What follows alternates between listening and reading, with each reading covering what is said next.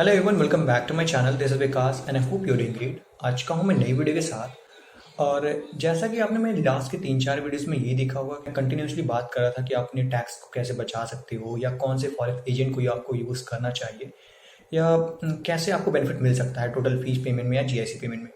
तो इस वीडियो में मैं आपसे डिस्कस करने वाला हूँ कि किस तरीके से मैंने प्रैक्टिकली अपनी फीस पेमेंट और जीआईसी पेमेंट करने के बाद मुझे कितना रिलीफ मिला, जो भी टैक्स मुझे पे करना या फिर मुझे जो फॉरेक्स रेट पे करना था उन चीज़ों से मैं कैसे बच पाया। और होपफुली ये वीडियो आपके लिए हेल्पफुल भी होगी। यहाँ पर मैंने यूज़ किया एक फॉरेक्स एजेंट का जो कि मेरे लिए बहुत ज़्यादा कॉस्ट एफिशिएंट था। तो चलते हैं वीडियो में। वीडियो को शुरू करने से पहले हमेशा की तरह वही रिक्वेस्ट, अगर आपने मेरे चैनल को सब्सक्राइब नहीं किया है तो प्लीज़ डू दिस। अभी कर दोगे तो मेरे लिए बेनिफिट होगा। इवन मुझे थोड़ा सा मोटिवेशन मिलता है, मैं और भी वीडियोज़ लेके आता हूँ। मैं ट्राई ये करता हूँ कि एक अच्छे लेवल पे जाके मैं वीडियोज़ बनाऊँ और जो भी होता है, जितना भी होता है, मैं रिसर्च करता हूँ, मैं देखता हूँ कहाँ से बेनिफिट हो सकता है। वो चीज़ें मैं आपके साथ भी शेयर करता हूँ। इवन अपने भी साथ मैं प्रैक्टिकली उस चीज़ को यूज़ करता हूँ। और अगर आपको कोई क्वेरी होती है तो you can contact me on Instagram, जिसके लिंक मैं आपको डिस्क्रिप्शन में दे दूंगा। तो लेट्स गेट स्टार्टेड।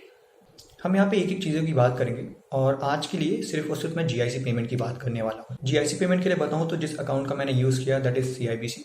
इसका भी एक मैं परफेक्ट रीज़न दे दूंगा कि मैंने सीआईबीसी ही क्यों यूज़ किया। और बहुत सारे एप्लीकेंट ऐसे हैं जो कि स्कोशिया बैंक के लिए भी जाते हैं, बट वाई आई चूज़ सीआईबीसी, इस चीज़ की एक अलग वीडियो बनाऊंगा जहाँ पे आपको क्लियरली मेंशन करूंगा कि क्या क्या चीज़ें थी, क्या पॉइंट्स हैं जो मैंने देखा, क्या पॉइंट्स हैं जो आपको देखना चाहिए और कहाँ से आपको बेनिफिट मिल सकता है। अब नेक्स्ट पॉइंट ये आता है कि अब मुझे पेमेंट ट्रांसफ़र करनी है तो मुझे किसका अकाउंट यूज़ करना चाहिए।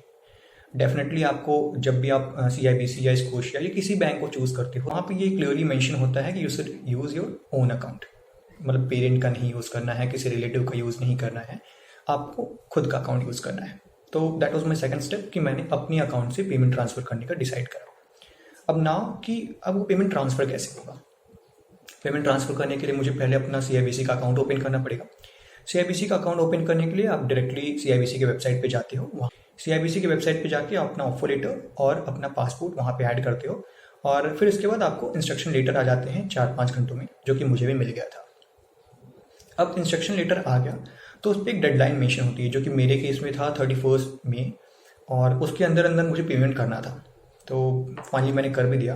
बट इंस्ट्रक्शन शीट मिलने के बाद अब हमारा अगला स्टेप होना चाहिए कि मुझे पेमेंट ट्रांसफ़र कैसे करनी है। इसी चीज़ से रिलेटेड एक मेरा फ्रेंड है जो कि ऑलरेडी कनाडा जा रहे हैं। मैंने उनसे बात करी तो उनका ये कहना था कि एक एक्स ट्रेवल मनी करके एक फॉरेक्स एजेंट है, जो कि उन्होंने अपना पेमेंट करा तो वहाँ पे उनको जो फॉरेक्स रेट है बहुत ही कम पे करना पड़ा। तो मैंने सोचा क्यों ना मैं भी उसके साथ जाता हूँ और जो मेरे लिए बेनिफिशियल हो सकता है। इवन नेगोशिएशन करने पे वो रेट और भी कम कर देते हैं।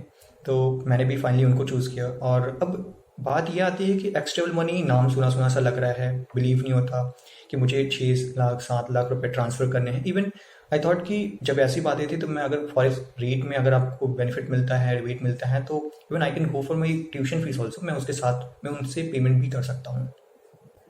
तो अब फाइनली जब मैंने बात करी एक्स्ट्रा मनी पे, उनका ये कहना था कि सर प्रोसेस ये होगा कि जो आप इंस्ट्रक्शन शीट लेके आओगे, आपका ऑफर लेटर भी होगा और आपका आधार कार्ड पैन कार्ड भी होगा, क्योंकि ये केवाईसी के लिए होता है जिस अकाउंट से आप ट्रांसफ़र करने वाले हो।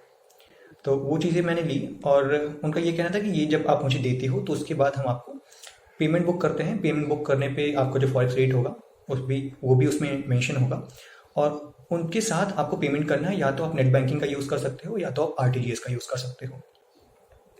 बात तो ये है कि ठीक है, मैं कोई भी टर्म को यूज़ करने के लिए रेडी था, बट ये मेरी पेमेंट जाने कहाँ वाले हैं। मैं एक नए फॉरेक्स एजेंट को अपना पैसा देने वाला था जहाँ से पैसे ट्रांसफ़र होते हैं कनाडा के अकाउंट में।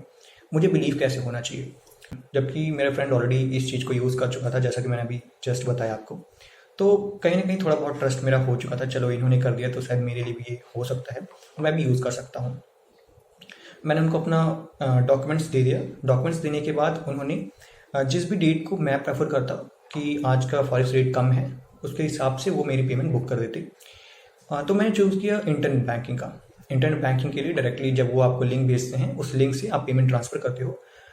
कभी कभी ये होता है कि वो आपको ये कंफर्म नहीं करते कि ये पेमेंट कहाँ जाने वाली है, क्योंकि उनका ये कहना होता है कि जब भी हम पेमेंट आपसे लेते हैं, उस पेमेंट को हमें जो ट्रांसफ़र करना होता है वो कहीं सुटेबल फॉरेक्स बैंक में जाता है और जिसको रेमिटेंस अकाउंट कहते हैं। वहाँ पे जाने के बाद वो पेमेंट आपके बैंक में ट्रांसफ़र होती है, जो कि कनाडा में आपने अकाउंट ओपन कराया है। तो मैंने सिर्फ और सिर्फ मैंने बताया कि मेरा फ्रेंड करा चुका है, तो वो मेरे लिए बेनिफिट था कि चलो ठीक है, मैं भी अपना ऐसे यूज़ करता हूँ। तो जब मेरी बात हुई तो उनका ये कहना था कि आज का जैसे उस टाइम जो कैनेडियन रेट था वो 60.67 के आसपास था, जो मुझे पे करना पड़ा था 61.08 के आसपास मैंने पे किया था। टोटल ये 40 या 45 सेंट का मतलब पर डॉलर करके मुझे पे करना पड़ा।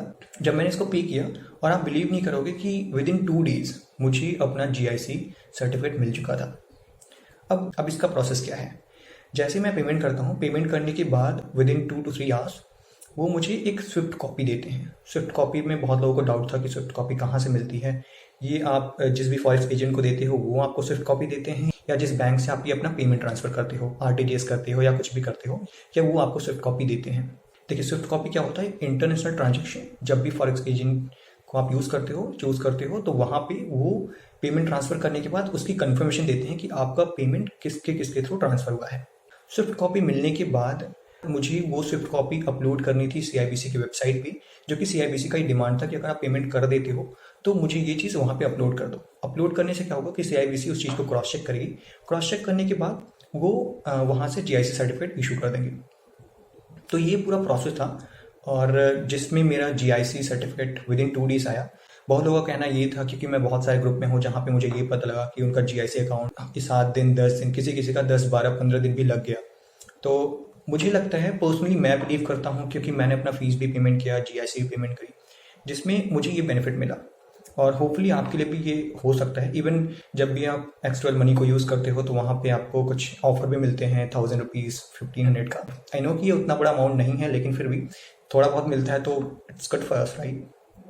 एंड होपफुली ये वीडियो आपके लिए हेल्पफुल रही हो।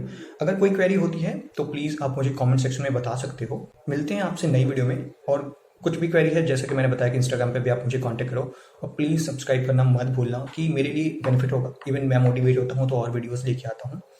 और तो ठीक है, मिलते हैं आपसे नई वीडियो में नई चीज़ों के साथ। तब तक के लिए ओके, बाय बाय, टाटा।